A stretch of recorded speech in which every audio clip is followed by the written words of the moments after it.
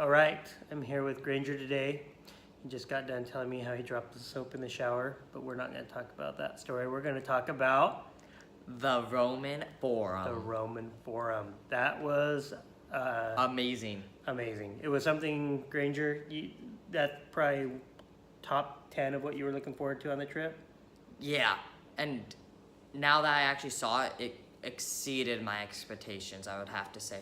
Because the Roman Forum, it's really cool. It's top 10, one of the themes in Rome. But after going around and actually looking at some of the themes, Dad, it definitely exceeded my expectations. It's one of the few themes that exceeded my expectations. It's super cool, huh? Just all the layers and layers, literally and figuratively, layers of history there. 3,000 years of temples and commerce and law offices and all of that, right? Yes. And so we got there. It was a miserably hot day. It was so hot. We thought we were going to melt. We took some umbrellas to keep us shaded, but It was a wise choice. It cooled off at cool off. 4. We got there. They have fountains, just FYI. They have drinking fountains all over Rome and in the Forum. So if you bring your own water bottle, you're pretty much okay. They have cold water that comes up. There's a line for it, but it's worth the line. And so we got some cool water and we doused ourselves, and that really helped with the heat. And after we cooled off, it was really, really fun. So we saw some of what you were talking about, the Ark of Titus. The Ark of Titus, which was the ark that he built celebrating conquering the Jews. Yeah, in Jerusalem, like Herod's temple and defeating and all that. And they have the arch there.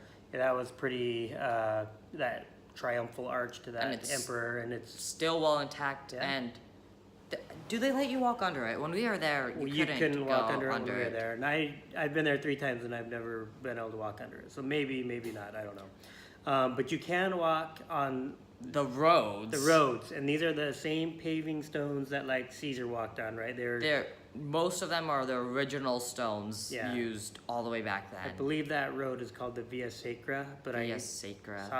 I could have it wrong, but I learned all of these facts from Rick Steves. Yes. He's so awesome. He's awesome. If you haven't watched any of our other videos, you need to know that Rick Steves has free audio guides. You can just download the app and get free audio guides for so many. It's like your own tour at your own pace, and you get to learn all about it. Through lots of places throughout Europe. And so get a Rick Steves guide. It makes it come alive, right? Yeah. You learn way more. Or you can pay a local guide, and that's cool too.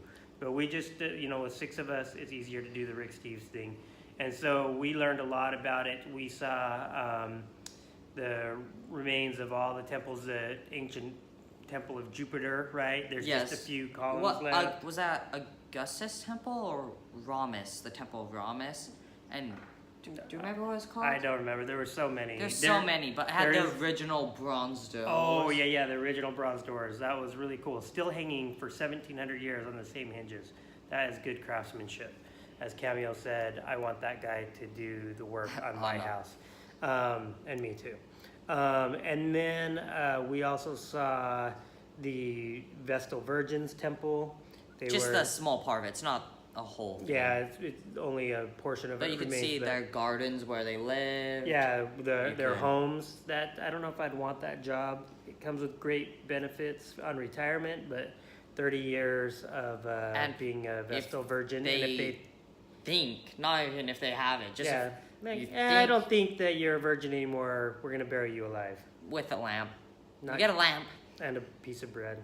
Not a fun way to go. Nah. But better jobs out there. Yeah. So we just did the tour. Took about an hour just walking through. You could go longer if you wanted, honestly. Yeah, we actually probably took longer than that. More like an hour and a half to maybe even 2 hours on the kind of a lower level where the Forum was, where the Temple of Jupiter, the place where Caesar was burned and all of that. Yeah, the place where Caesar was burned, they know the actual spot. And so you can see that. There's a huge, these 3 huge niches or arcs from Titus. Constantine. And then that's a huge church on top of that. And then we went up the hill to the Palatine Hill, where all of the emperors had their palaces. Yes, and there was a bunch of like houses and foundation, and it wasn't just like foundation and ruins. Like you could like see like their basement, their multiple stories. Yeah, and the cisterns that they so had. well And there's preserved. other temples up there. Yeah. That, some of the older temples. And then from there, you can also look out over what The used to be Circus Maximus, the which Circus was Maximus. the biggest chariot racetrack they had in Rome. Yeah, well over 100,000. Granger said maybe 250. 200. I Yeah. heard 250,000. A bunch of people, and they'd go watch the chariot races there, and you could just see the outline of where that used to be, It was really cool, and you get a good view of the city. and a good on view top of the all city. that. And those palaces, you can just imagine being an emperor living in those palaces. It is pretty intense. It's pretty cool. But once we got over dying of the heat, we definitely had a great day. It was super memorable, super fun, and it was just a blast to take my kids back there. Heat blast earlier. Yeah, But nice. It was awesome. It was so good. Anyway, I hope you get a chance to go someday, and wherever you are, whatever you're doing today, I hope you're having a great day as you live your journey. Thanks.